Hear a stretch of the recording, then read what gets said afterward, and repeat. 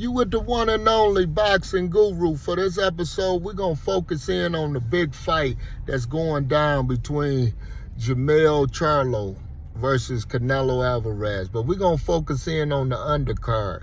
This is a stacked undercard. This ain't been a stacked undercard on a pay-per-view event in a minute. I'm definitely excited about the fight. We got some notable fighters on the card. I'm definitely going to break down all of them. We got Yordenis Ugas versus Mario Barrios. That's the first one I want to touch down on. This is definitely going to be a lit event. I believe this is definitely going to be a real event because these boys is definitely hungry. You got Yordenis Ugas coming back after his eye bone destruction from Earl the True Spence, and you got Mario Barrios, who stepped up to the 147-pound division, after campaigning at the 140-pound range. In my opinion, I like this style matchup between the two. Because like I said, both of these boys hungry.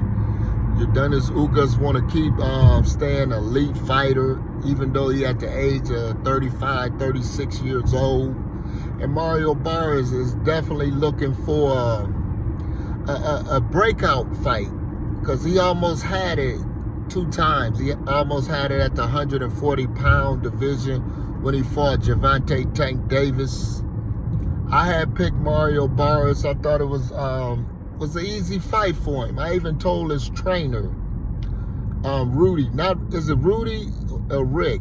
I call him Rudy, but I think it's Rick. Yeah, my guy, we always break bread and chop it up. He's definitely an excellent trainer, and his brother a good fighter. But I thought that was an easy fight for Mario Barrios, against Gervonta Tank Davis. I told him they was going to be up a few rounds in the fight early, then they was going to blow it by overcommitting against Tank Davis. And then that second fight, when he moved up to a 147 pound, when he moved up and fought Keith one-time Thurman. In my opinion, I knew that was a more difficult challenge for Mario Barrios than Tank Davis.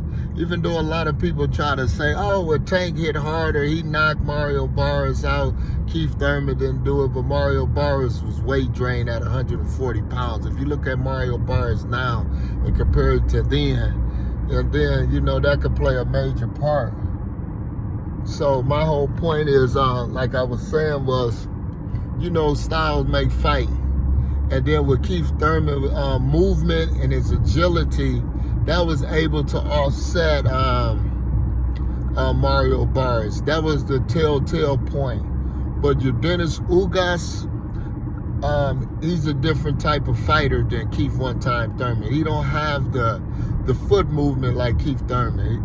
So he's a more come forward, flat-footed, in-your-face type of fighter. So it plays into Mario Barrios' strengths as a fighter. Mario Barrios is tall and rangy. Mario Barrios definitely has good foot movement when he goes in and out to keep his range. So I definitely like that in his fighting game. So that's going to make major dividends against Yordenis Ugas. That's why I picked Mario Barrios to win the upset fight on this one. If him and Rick don't get it right on this one, Mario Barrios and his head trainers definitely need to rethink things, in my opinion, because like I said, styles make fight. And with Yordenis Ugas being 35, 36 years old, you never know when you're going to get older overnight. Plus, he haven't fought in over 13 or 14 months, since Earl Spence beat him in April. Not this year, but last year. So that's 14 months or somewhere like that. So in my opinion, if Mario Barrios blows this fight, not based on age and inactivity, but I'm basing it on the style matchup, because Mario Barrios definitely has a good jab when he uses it correctly. Against like Tank, he was reaching with his jab instead of just letting it just come off naturally, just flicking it out. you know, as a big man, you got to remember not to reach with your jab because you give up your height, and then it takes your balance off. So it don't give him enough chances where he can react when somebody cutting the distance on him. So it's going to be very difficult for Mario Barrios against certain fighters like Keith Thurman and Gervonta Tank Davis, who has good movement and understand the ring correctly. But like I said, with Yordenis Ugas, he's a different fighter. He comes forward, he uses a jab, but I believe Mario Barrios' height and his range and his understanding, like he did against Keith Thurman in episodes of that fight where he looked real good. His jab was nice, and Mario Barrios looked real strong. He was landing some good, effective shots against Keith one-time Thurman.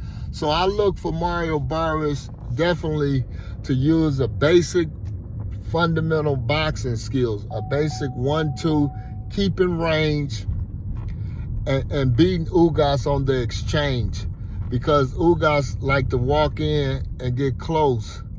And like I said, with him wanting to fight on the inside, that would be a no-no for Mario Barrios to let Ugas fight him on the inside. So it's going to be very critical that Mario Barrios be in the top shape, the best shape of his life, where he's definitely keeping range and distance, because that's going to be the keys to victory. But I'm willing to not bet on this fight, but this is the fight to really look at for our style matchup, because I know Yordenis Ugas is definitely going to be the favorite, but he probably won't be the favorite by that much because of his age.